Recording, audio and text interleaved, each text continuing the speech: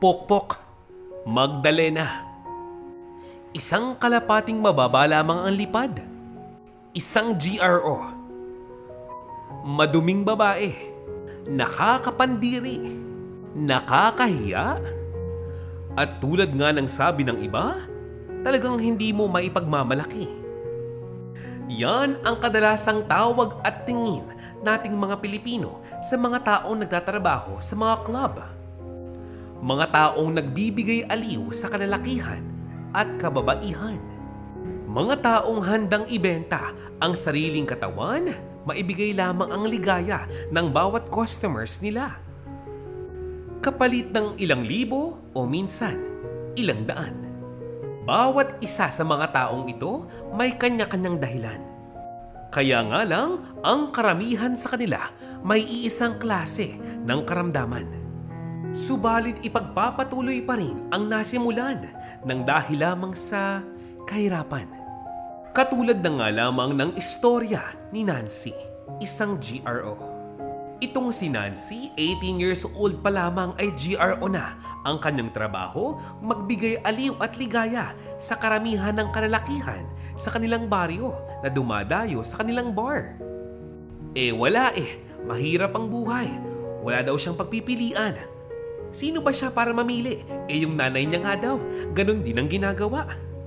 Ilang lalaki na nga ba ang gumamit sa kanya? Pinagpasapasahan siya sa loob lamang ng isang gabi. Para saan? Para sa pera. Kahit akong minsan ay nakakapagod na, nakakapandiri na at sadyang hindi na nga niya kinakaya. Tuloy pa rin ang ating Magdalena. Hindi na nga nakapagtataka, nasa edad niyang 20 years old, nabuntis siya. Ang problema, hindi niya nga sigurado kung sino ba ang ama. Sa dami ba naman ng parokyano niya gabi-gabi? Sa dami ba naman ng lalaking tinatawag niyang syota? Aba, sino sa kanila? Yung Chinito ba o yung Koreano? Yung Hapon ba o yung Amerikano? Ang tanong, yung itim ba o yung puti? Yung matangkad ba o yung may kaliitan? Yung Pilipino ba o yung half lang? Bukod sa hindi niya alam kung sino ang tunay na ama ng kanyang ipinagbubuntis, hindi niya rin alam kung paano niya bubuhayin ito. Imbis na payuhan, imbis na suportahan itong si Nancy, pinagalitan, sinigawan, ay nako, at talaga namang pinagtulungan ng kanyang ina at ng kanyang mga kaibigan. Problema niya daw iyon, wag daw siyang humingi ng tulong. Dahil daw yan sa kanyang kapabayaan. Kung bakit baga naman daw hindi siya magpaturok para sa proteksyon. Akala mo daw ay palaging baguhan. Makalipas pa ang ilang mga buwan, iniluwal sa mundo nitong si Nancy ang isang batang lalaki. Napakalusog. Kaya lang itong si Nancy, problemado kasi nagalaw niya ang kanyang ipon. Paanong hindi? Sa ospital siya nanganak kaya malamang babayad talaga siya. At dahil hindi nga malaman ni Nancy kung saan siya titira kasama ang bata, nagpaalam muna siya sa kanyang manager, sa may-ari ng club na iyon na baka maaaring doon muna sila tumira. Mabuti na nga lamang at ang may-aring ito ay malaki ang tiwala kay Nancy kaya pumayag siya na doon muna ang bata. Ang batang iyon kinagigiliwan naman ng mga katrabaho ng kanyang ina. At palibhasa ay tuwang-tuwa, nag-ambagan pa nga ang mga ito para sa kanyang mga pangangailangan. At sa paglipas pa nga ng panahon, nakaisip pa silang pag-aralin ito sa isang maayos na eskwelahan. Ambagan, uniform, bag, baon sa araw-araw. Mabuti na nga lamang at pwedeng lakarin mula sa club na iyon patungo sa eskwelahan. Kahit papaano, nakamenos naman si Nancy. Ngayong elementarya na ang anak ni Nancy, grade 3, palagi itong nagkukwento sa kanyang ina. Palagi daw siyang binubuli sa paaralan dahil anak daw siya ng pokpok. Yan ang palaging daing ni Daniel. Neil ang kanyang palayaw. Neil din ang tawag sa kanya ng kanyang ina.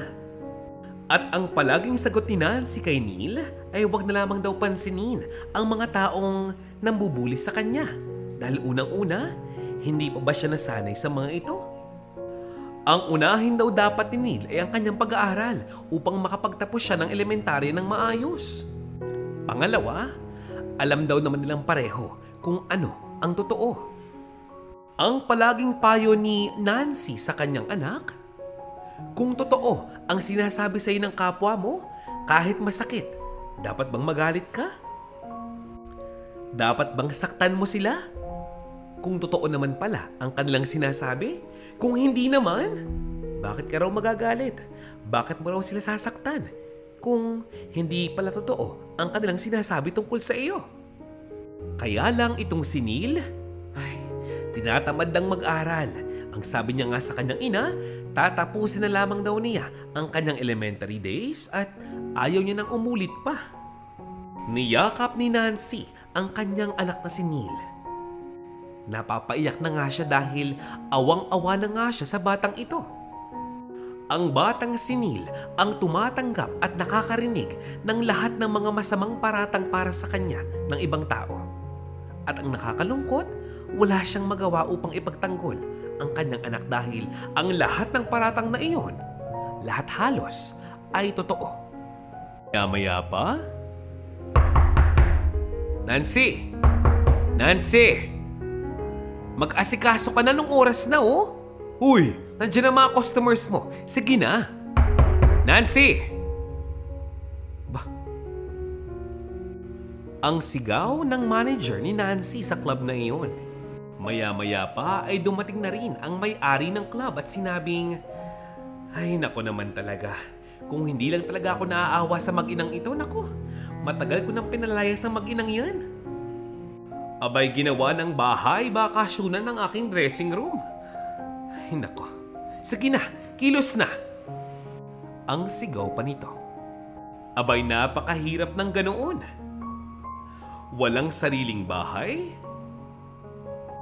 limitado ang pagkain, limitado ang pera, maging mga damit. Ang mas lalong nagpahirap ng kanilang sitwasyon, itong si Nancy, nagkasakit. Palibhasa walang budget, hindi na nga nakakapagpa-check up itong si Nancy hanggang sa napag-alaman nga na ito palang si Nancy ay mayroon ng malalang karamdaman. Ano ka mo? STD, HIV. Pagkabalik nila sa club na iyon, kinausap ni Nancy ang kanyang madam, ang kanyang manager. Madam, anong gagawin ko? Anong gagawin ko, madam? Tulungan mo naman ako, ang anak ko. Hagulgol ni Nancy. Ang sabi lamang ng kanyang manager ay ilalayo daw niya ang anak nitong si Neil. Ipapaampon sa kanyang kamag-anak. Huwag daw itong mag-alala dahil ito daw ay para sa kaligtasan ng bata. Aba Nancy, hindi ka ba nag-iisip? Nancy, hindi ito para sa iyo lamang. Para din ito sa anak mo. Anong gusto mong gawin ko? Pabayaan ko siya sa dressing room mag-isa? Ha? Hanggang sa siya'y magbinata? Ganon? Kailangan mong maipagamot. Hahanapan ka namin ng sponsor. Ipagdasal mong sana makahanap tayo. Pero Diyos ko naman, dagdag problema ka pa sa negosyo ko. Ang malas naman ng ganito. Bagamat napakahirap, walang ibang pagpipilian si Nancy kundi sumang-ayon sa gusto ng kanyang manager. Agad naman silang gumawa ng istorya, ng drama upang mapaniwala ang batang si Neil at para na rin pumayag ito na ampunin ng kamag-anak ng may-ari ng club na iyon. Madam, saan po ba ang punta natin? Parang napakalayo na po ng biyahe natin ngayon. Hindi pa po ako nakakarating dito. Tsaka po, alam po ba ni Mama to? Susunod po ba siya sa atin? Para naman po ng cellphone nyo. Tatawagan ko lang po si Mama. Madam. Madam naman eh. Madam.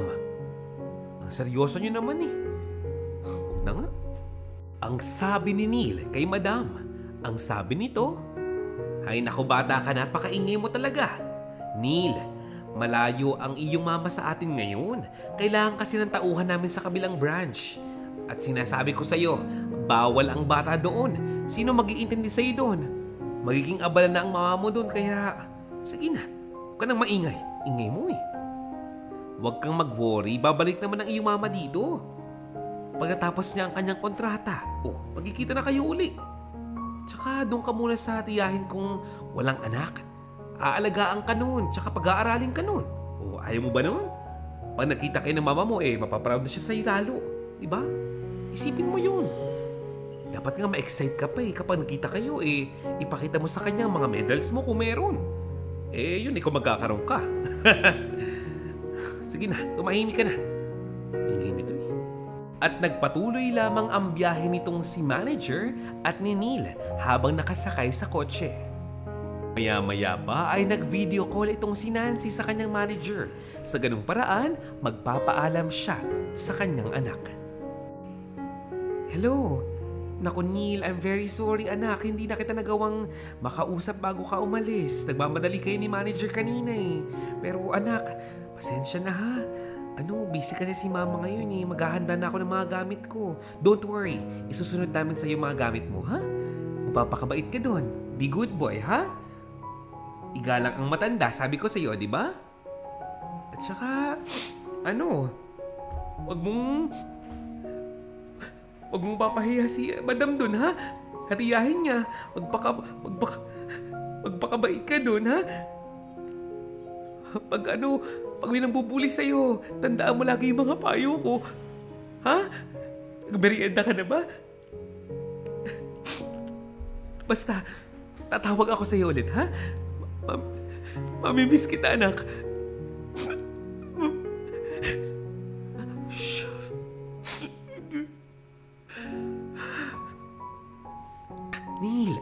Neil, ano ka ba? Magkikita pa tayo. Ano ka ba naman? Malay mo next month, di ba? Malay mo dumating pa ako sa birthday mo. Habol pa ako. Ha? Sige na. Tawag na lang ako sa'yo ulit, ha? Bye-bye. Love you. Itong si Neil, hindi rin mapigilang maiyak nang makitang ang kanyang ina ay umiiyak rin. Maya-maya pa, nakarating na nga sila sa tahanan ng tiyahin ng manager ni Nancy. Mabait naman ang mag-asawang ito, ang mag-asawang umampon kay Neil. Kaya lang medyo istrikto. At napag-alaman nga ni Neil na kaya lang siya inampon ng mag-asawang ito dahil wala nga silang anak, walang mag-aalaga sa kanilang pagtanda. Ganun pa man, tinanggap na nga ni Neil ang sitwasyong ito dahil mukhang wala naman siyang pagpipilian dahil walang malapit na kamag-anak, itong kanyang ina. Oo, walang kamag-anak, matagal nang pumanaw ang ina nitong si Nancy. Nung simula ay palaging nakakausap nitong si Nancy ang kanyang anak. Nung unang buwan, unang taon, ikalawang taon, okay naman sana. Kaya lang, nang ikalawang Paskong hindi magkasama ang mag-ina, ay hindi na nga makontak ni Neil ang kanyang ina. Walang text, walang tawag, walang paalam. Noong panahong iyon, medyo may isip na itong si Neil. Sinubukan niyang malaman kung ano ba talagang totoong sitwasyon ng kanyang ina. Bakit ganito? Lumipas pa ang ilang mga buwan. Wala pa rin siyang ideya sa kung ano nga bang nangyari na sa kanyang ina. Sino ba namang hindi kakabahan? Ang iyong ina, hindi mo na nakikita, hindi mo pa nakakausap at sa huling nakitang mo siya ay mukhang meron siyang karamdaman. Sinong hindi maaaligaga? Lumipas pa ang 1, 2 pang taon. Itong si Neil, medyo malakas na ang loob, sinubukang magtungo muli sa dating club ng kanyang mama at doon nagtanong-tanong. Tita ako to, si Neil. Oo, malaki na ako pero tita, nasan ba yung mama ko? Nasan ba siya? Ang tagal ko na siyang hindi nakikita at nakakausap. Saan ba siya na destino? Ano ba totoong nangyari? Tita naman eh. Ang pangungulit ni Neil sa isa sa mga katrabaho noon ng kanyang ina. Neil, masaya akong makita ka. Mukhang napakalaki mo na at mukhang napakalusog mo pa. Pero ikinalulungkot kong sabihin sa'yo pero wala akong balita tungkol sa mama mo. Anong gagawin ko? Wala akong ideya. Ilang panahon din akong napahinga sa trabahong ito. Pero ang payo ko sa'yo, pabayaan mo na si mama mo. Mahalaga, maganda ang buhay mo ngayon, nakapag-aral ka. At mukhang hindi ka naman nagugutom sa piling ng mga umampon sa'yo, di ba? Huwag mo nang isipin si mama mo. Sigurado akong kaka-worry mo sa kanya. Naku, baka nag-worry din yun sa sarili niya. Nag-aalala din yun sa'yo. Pero kung hindi siya nagpapakita sa'yo, baka meron siyang sapat na dahilan. Unawain mo na lang, ha? Ang isipin mo, mahal na mahal ka ng mama mo. Yun. Sige na. Saka na tayo magkwentuhan ulit, ha? May gagawin pa akong trabaho. Sige na, sige na. Saad ng mga GRO sa club na iyon, dating katrabaho ni Nancy. Gusto pa sanang magtanong ni Neil, kaya lang dumating na ang masungit na madam, ang may-ari ng club na iyon. Nako naman Neil, ikaw na naman. Huwag mo nang abalahin yung mga trabahador ko. Neil naman, huwag ka nang makulit, please lang. Ano ba kasi problema mo? Ha? Ano? Ang mama mo? Diyos ko naman, Neil. Binatilyo ka na? Ano pang sinasabi mo? Kaya mo na ang sarili mo. Hindi ka na sanggol, no? Batang to. Bakit ba ayaw mong maniwala sa mga sinasabi ko? Di ba sabi ko sa'yo? Maayos ang kanyang kalagayan. Huwag mo siyang palaging isipin. Kaya niya ang sarili niya. At di hamak na mas matibay ang loob niya kaysa sa'yo. Kaya dapat patunayan mo sa kanya na matibay din ang loob mo. Batang to naman eh. Nag-review ka na ba para sa mga exams ninyo? May exam ka next week, di ba? Nasabi sa akin ni Tia, hindi ka nag-aaral. Ay nako, tingin mo matutuwa si mama mo sa ginagawa mong ganyan? Ay nako Neil, sinasabi ko sa'yo, huwag mong pabayaan ang pag-aaral mo. Hindi lahat ng bata, hindi lahat ng tao, may tsansang maramdaman ko anong nararamdaman mo ngayon.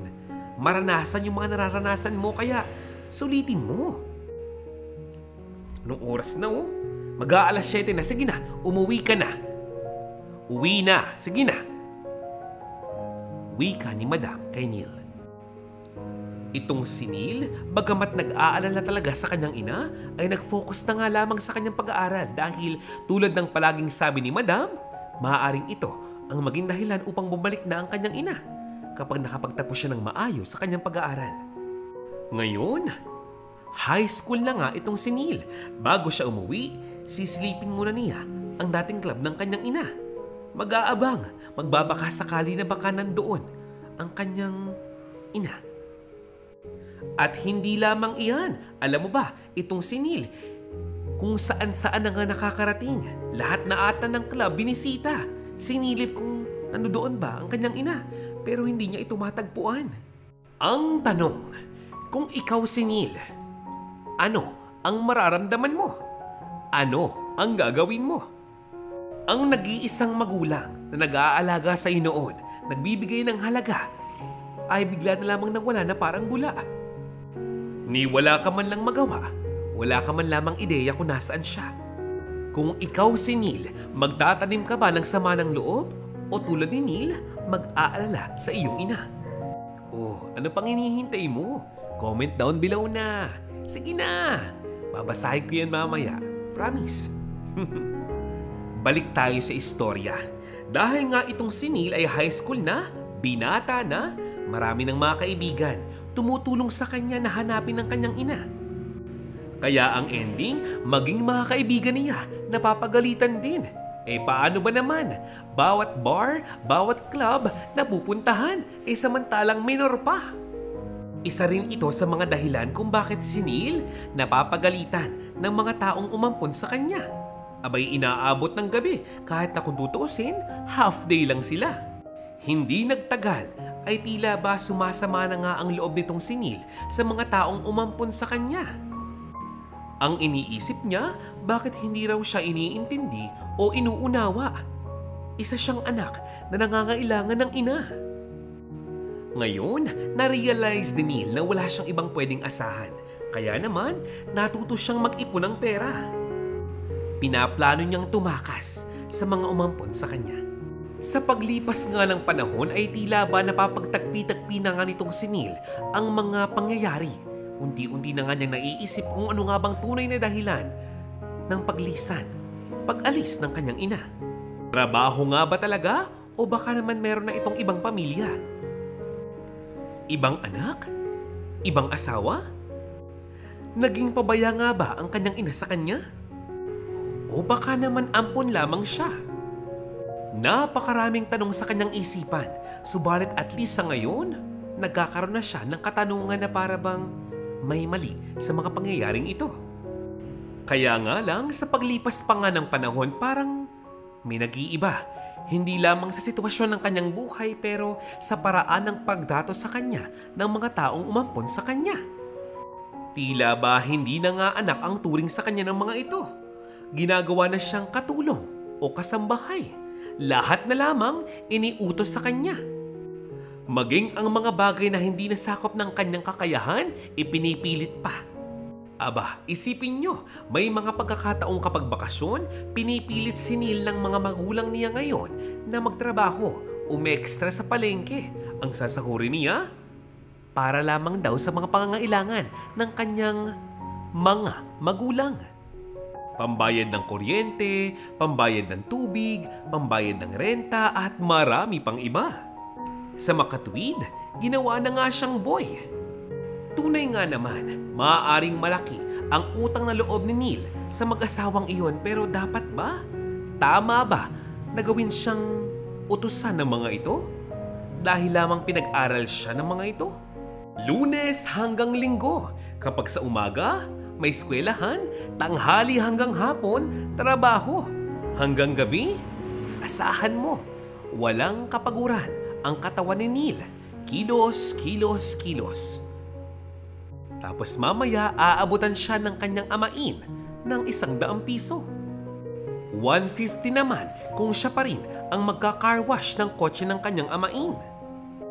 Kahit na alam ni Neil na mali na ang mga pinaggagawa ng mag-asawang ito sa kanya, sinusunod pa rin niya. Hindi dahil gusto niya, hindi dahil masaya siya pero dahil tumatanggap siya ng pera sa mga ito. Iniipon niya ito, gaano man kalaki o kaliit ang kanilang bigay. Lahat para makatakas siya. Lahat para sa kanyang ina. Kahit na minsan, mura ang kanyang agahan. Sapok ang kanyang tanghalian. Tirang kanin at tirang ulam na isda ang kanyang hapunan. Paanong gagawin? Ang mag-asawang ito, mainiti na ang ulo. Palibhasa, tumatanda na. Signs of aging, ika nga. Habang mag-isang hinaharap ni Neil ang pagsubok ng buhay, ano kayang nangyari na kay Nancy? Itong si Nancy, sa ngayon, hindi na nga nagtatrabaho. Matagal na. Kasama niya sa isang lumang tahanan ang mga kagaya niyang pokpok noon na ngayon meron na ring matinding karamdaman. Pabalik-balik siya sa mga sangay ng gobyerno upang humingi ng tulong. Kahit pasabihing ibang-iba na ang kanyang itsura, halos nanlalagas na nga ang kanyang buhok, kitang-kita mo na ang buto sa kanyang mukha. Dumating pa nga sa punto na itong mga ito, binawalan na nga lumabas ng compound na iyon. Ngayon, may bantay na sila. Nakakalungkot kung makikita nyo ang kanilang tahanan. Para silang mga hayop, pinandidirihan. Si Nancy, walang ubos ang luha. Araw-araw, patuloy ang kanyang pagtaghoy, lalo na kapag naiisip niya ang kanyang anak. Sabay pa ang kanyang nararamdamang sakit ng katawan mula ulo hanggang paa. Naghalo-halo na ang sakit at karamdaman sa kanilang mga katawan. Idagdag mo pa ang gutom at kalungkutan. Itong si Nancy, walang ibang hiniling kundi ang kanyang paggaling at sana makitang muli ang kanyang nag-iisang anak. Lumipas pa ang mahigit 4 na taon. Itong si Neil sa wakas ay nakagraduate na ng high school. Bakit ka mo nagtagal? Paano ka ba namang hindi magtatagal sa high school? Ilang beses siyang umulit ng grading. Ganun pa man, nakapagtapos na nga siya sa wakas. At ngayon, may ipon na rin siya kahit papaano. Mas malakas na ang kanyang loob na mahanap at makita ang kanyang ina. Buong-buo na ang kanyang loob na tumakas sa bahay ng mga umampon sa kanya. Isang gabi, bago nga siya tuluyang tumakas, muli siyang dumaan sa isang club. isa sa mga club na pinagtrabahuan ng kanyang ina. Alam mo ba, tila ba sinadya ng tadhanang magpunta siya nung gabing iyon. Saktong narinig niya na may pinag-uusapan ang mga tao doon tungkol sa kanyang ina at sa mga kasamahan nito. Diyos ko naman talaga pag binamalas ka nga naman. Anong nangyari sa mga yun? Akala ko ba inaalagaan nila sina Nancy? Bakit ganun? Imbis na gumaling, mas lalong nahirapan. Ano? Bawal nang bisitahin? Pati ba naman pagbisita, bawal na rin? Kawawa naman yung kaibigan ko. Napahiwalay na nga sa grupo natin. Parang nakulong pa sa nangyaring ito. Patingin nga ako ng mga pictures. Diyos ko naman, kaawa-awa naman tong mga to. Ang dami ng rashes sa katawan. Siguro ang hirap-hirap ng... Tigas kasi ng mga ulo ng mga yan Ay, kaya kayo, ha? Makinig kayong mabuti. Kung gusto nyong matulad sa mga babaeng ito, ha? Magpabaya kayo, ha? Ano bang napakahirap? Sa lagi kong paalala sa inyo, mag-condom ka mo mga partner ninyo, ha? Mahirap ba? Mahirap ba, ha? Mag-pills kung kinakailangan. Sa panahon ngayon, hindi na mahirap bumili ng ganyan. Ilang beses ko ba kayong sasabihan, mag-ingat kayo. Parte ng ating trabaho ang mga ganitong problema. Pero pag ito lumala, nako, sinasabi ko sa inyo, walang sisihan. Hindi namin kayo pinilit na magtrabaho dito. Wala kayong tinapos sa pag-aaral, di ba? Ayaw niyong humawak ng lapis, di ba? Eh di magsayaw kayo ngayon. Hindi ba't kailangan nyo ng pera? Gumiling kayo ngayon, ha? Anong iniiyak-iyak mo dyan? Totoo ang sinasabi ko. Binigyan kayo ng pagkakataong makapag-aral. Ayaw ninyo, ang aarte ninyo. Kesyo mahirap. Kesyo istrikto mga magulang ninyo. Pero ayaw nyo ring magkikembot dito. Ang aarte nyo kasi. Pero hindi ibig sabihin magpapabaya kayo sa mga sarili ninyo. Malay nyo, dumating yung panahong iwanan nyo ang trabahong ito. Aba, isa ako sa mga taong magpapasalamat at nakaalis kayo rito. Pero sa ngayon, ang tanging paalala ko sa inyo, huwag kayong pabaya sa mga sarili ninyo. Ay, sige na. Magsibalik kayo na kayo sa mga table ninyo. Sige na. Chismis and chismis At nagsibalikan na nga ang mga tauhang ito sa kanilang mga customers at table. Giling dito, giling doon. Hubo dito, huba doon. Sa saliw ng musika at ng mga ilaw, itong si Neil, walang tigil ang pag-iyak, ang pagluha. Sinisisi niya ang kanyang sarili. Bakit nga ba hindi man lamang pumasok sa kanyang maliit na kokote? Na baka nga naman may karamdaman na ang kanyang ina. Bakit hindi man lang pumasok sa kanyang isipan na maaaring epekto ito ng kanyang trabahong ginagawa? Si Neil, napaluhod na lamang. Luha. Magmula nung gabing iyon, hindi na nga siya umuwi pa sa bahay ng mga umampon sa kanya. Inabangan niya na lumabas ang babaeng nagsabi na pinuntahan niya ang mama ni Neil at magmamakaawa siya rito. Nasabihin naman sa kanya kung saan ba iyon. Maya-maya pa, 3:00 na ng madaling araw, lumabas ang babaeng inaabangan ni Neil para magyosi. Malamang, lasing na naman ito. Dahan-dahang lumapit si Neil sa babae at nagmamakaawa. Lumuluha na sana naman sagutin ang kanyang mga katanungan.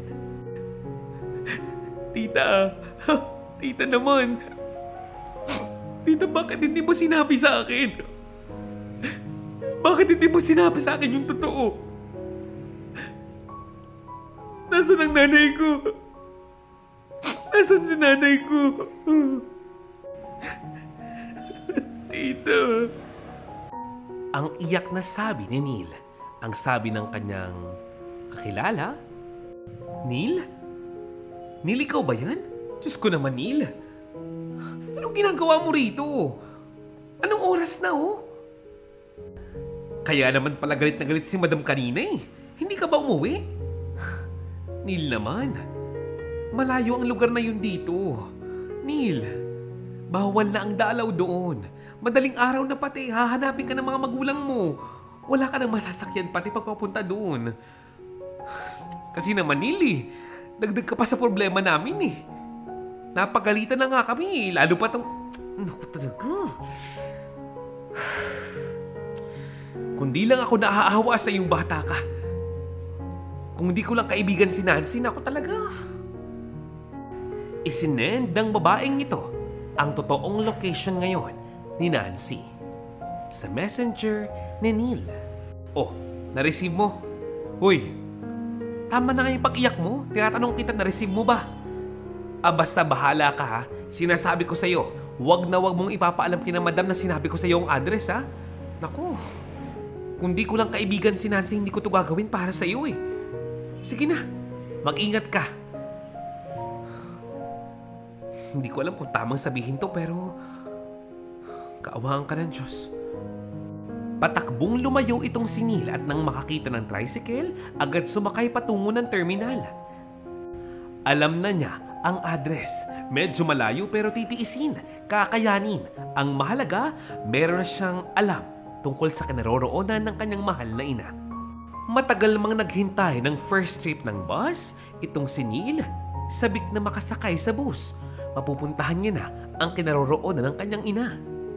Pagkasakay niya, agad niyang ibinigay ang bayad sa konduktor at sinabi kung saan nga ba siya bababa. Sabi nga ni Neil kung maaari lamang higitin ng oras. Napakahaba kasi ng biyahe ng panahong iyon. Kung maaari lamang higitin ang panahon, ginawa na niya. Nais niya nang makita ang kalagayan ng kanyang ina. Diyos ko, sana po abutan ko pang buhay ang aking ina. Panginoon, maawa po kayo sa kanya. Lord, kailangan ko po ang tulong niyo ngayon. Panginoon. Dasal ni Neil. Tila ba ang kalaban ni Neil ngayon ay ang mismong panahon at tadhana? Ano nga kayang mangyayari sa kaganapang ito? Pagkatapos ng halos 2 oras na biyahe sa bus, bumaba itong si Neil ng bus. Sumakay naman siya ng jeep. Maya-maya, tricycle naman. Pagkababa ng tricycle, lakad-lakad muli. Lakad lamang ng lakad hanggang sa kanyang matanaw ang isang lumang building na may mataas na pader.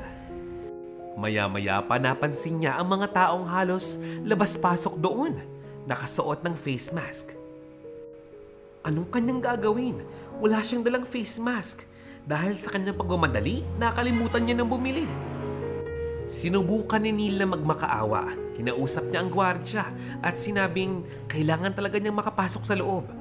Noong una, ayaw talaga siyang payagan ng gwardya. Pabalik-balik siya. Napakakulit niya.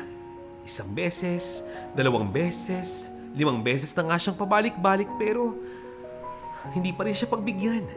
Maya pa ay nagpalit na nga ng gwardya sa building na iyon. Muling nakiusap si Neil.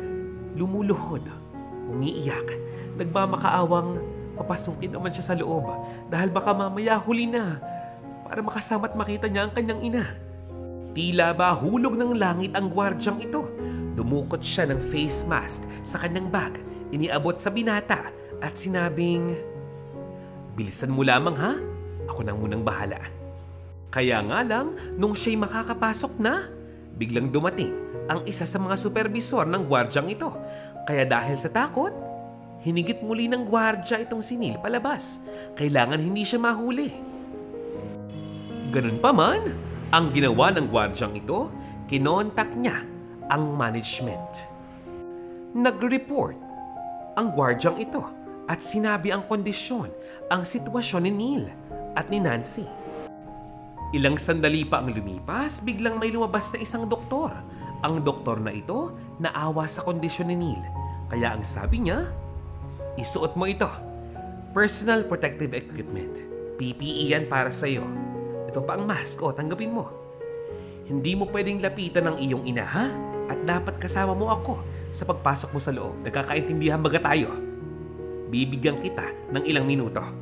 Tara na. Agad nagpasalamat si Neil sa taong iyon. At nang makita siya ni Nancy, sumisigaw ito. Pero hindi sa galak. Umiiyak si Nancy at pinapaalis ang kanyang anak. Ipinagtatabuyan siya ng kanyang ina. Ipinagtatabuyan, sinisigawan, minumura. Pagkatapos ng mahabang panahon ng paghihintay ni Neil, ngayon pa ba siya aayaw? Ngayon pa ba siya susuko? Wala siyang pakialam sa anumang sabihin ng kanyang ina. Kakausapin niya ito. Lalapitan. Hindi natinag itong si Neil. Nakatayo lamang siya. Handang manatili sa posisyong iyon. Itong si Neil, bukas na ang isipan. Hindi siya para magtanim ng galit sa kanyang ina. Alam niya sa kanyang sarili na pinapalayo lamang siya nito. Sinisigawan, pinapaalis dahil ayaw ni Nancy na mahawa ang kanyang nag-iisang anak sa kanya o sa kanyang mga kasama. Ilang di pa man ang layo nila sa isa't isa.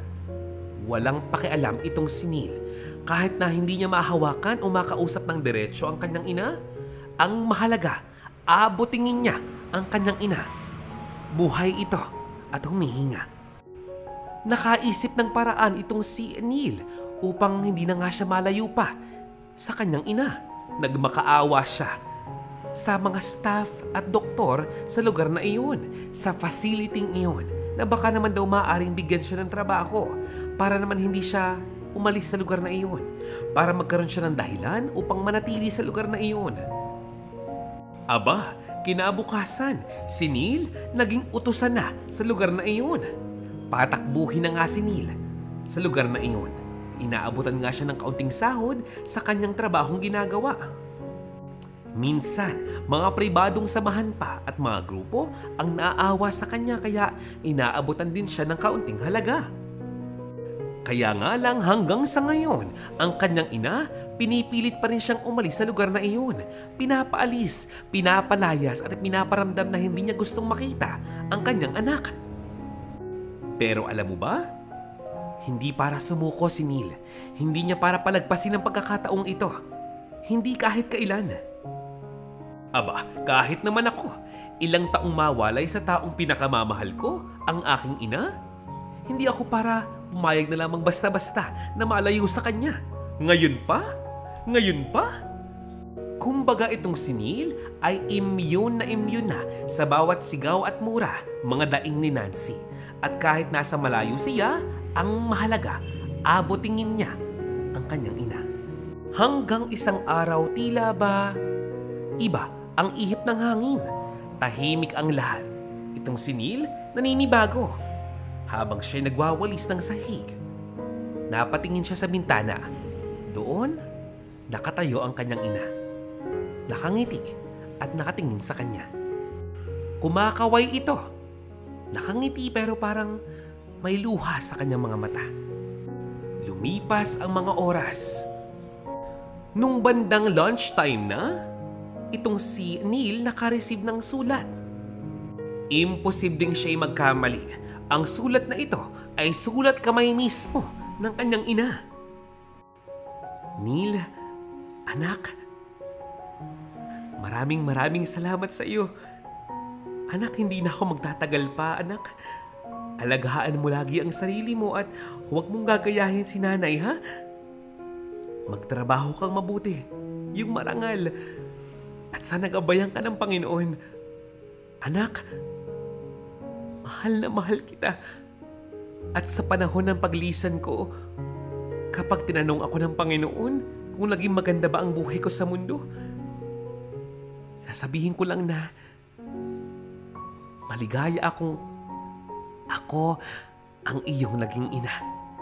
Nang mabasa ni Neil ang sulat na iyon, dagli siyang tumakbo sa pinakamalapit na lugar na maaaring makita niya ang kwarto ng kanyang ina. Nay! Nay! Nanay! Nanay ko! Nanay!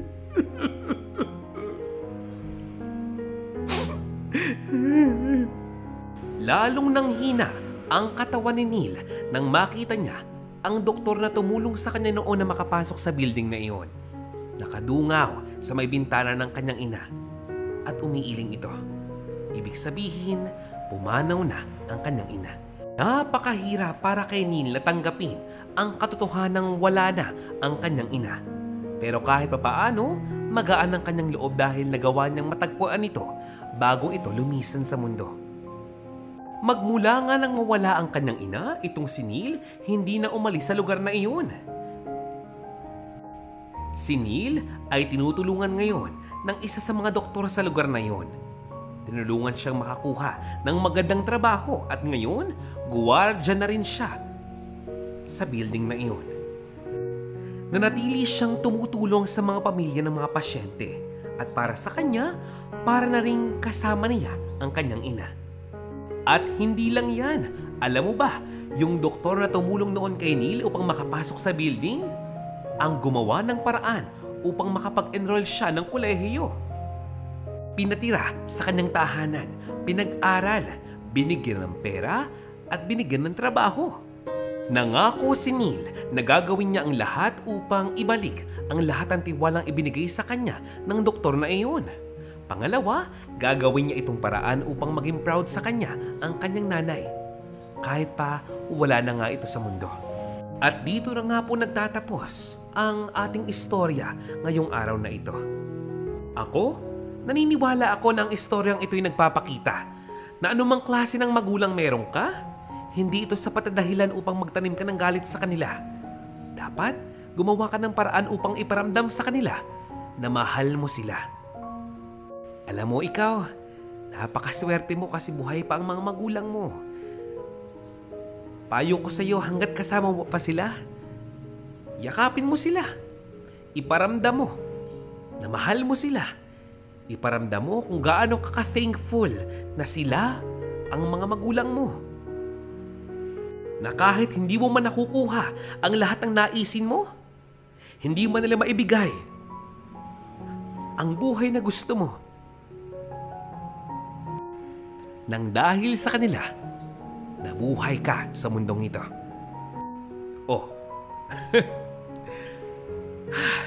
Hingang malalim. Shout out time na! Shout out po para sa inyo, Lilibeth Miyama from Japan. Arigato gozaimasu. At sa inyo rin po, Miss Bing Jorge. Isabel, maraming salamat sa mga komento mo. Shout out para sa inyo, Juliet Serra, Angie Saez, Elisa Diaz at Magdalena Guico. Hello! Ito pa. Galing Athens, Greece, binabati ko na magandang araw si Miss Merleline. At sa iyo rin, Miss Marivic Bueno from Canada. Shout out Miss Celia Gonzalez, maraming salamat sa iyong komento. Nakakataba ng puso. Oo, ikaw rin Miss Mayet B, maraming salamat sa komento mo. Di ko alam kung advance ba or late na ang pagbati ko pero happy birthday po sa inyo sa sister po ni Miss Caridad Mengay, Miss Emma Napocao. Hi Princess Rocker! Good day! Kamusta ka? Comment ka minsan para mabati kita. Comment pa more. Ito, Miss Fema Nalang 9950. Caps lock para matindi. Salamat sa komento. At sa lahat po sa inyong nakikinig ng bawat storya, maraming salamat po sa inyong pag-appreciate at sana po ay mag-iwan ito ng aral sa atin. Sana ay maging paalala ito sa lahat ng mga magulang at mga anak na mahalin ang mga pamilya natin. Kumpleto man o hindi, mayaman man o hindi. Muli, magsama-sama po muli tayo sa panibagong istorya ng buhay at pagsubok. Ito po ang Vonnie Malya TV. Paalam at salamat.